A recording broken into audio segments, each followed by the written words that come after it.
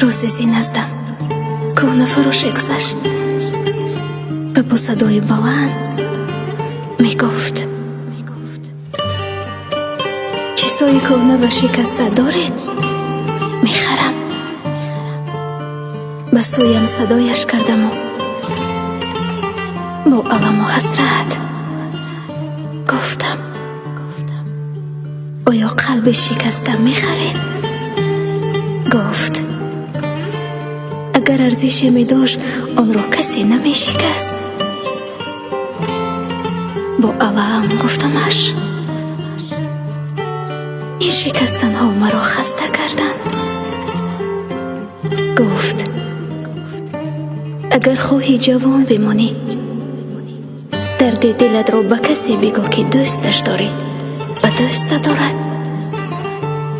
گفتم پس تو چرا پیر شدی؟ با حسرت خندید و آهی کشید و گفت دوستش می داشتم اما دوستم نداشت. و با خود گفتم کاش دوستداری آدمان مثل دوستداری دست و چشم بود. اگر دست یگان زخم بردارد چشم اشک می ریزد. وقتی که چشم اشک می ریزد دست پاک می کند. از این سوزش و ناله هایم حتی دل سنگ آب شد و خود را همدردم ساخت. برایش گفتم این چی درد است که مرا می سوزاند؟ سنگ گفت درد عشق است. گفتم درمانش چیست؟ گفت درد عشق درمانی ندارد. از او پرسیدم چرا انسان نشدی تا که مرا درک کنی و عاشق می شدی؟ سنگ در جواب گفت من اونقدر سخت نیستم که درد عشق را تحمل کنم.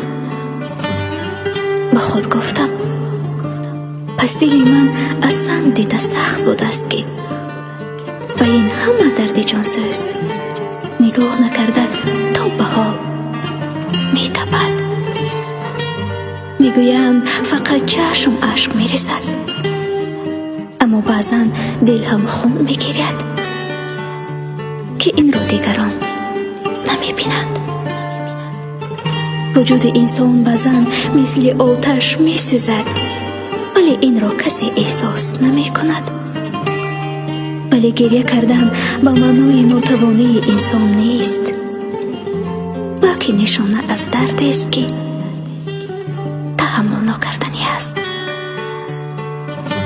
با وجود این همه چشم ها می توانند گریه را از یاد ببرند. دست و پای هایی که در راه های پرپیچ و تاب حیات آزار دیدند می توانند زخمشان را فراموش کنند. اما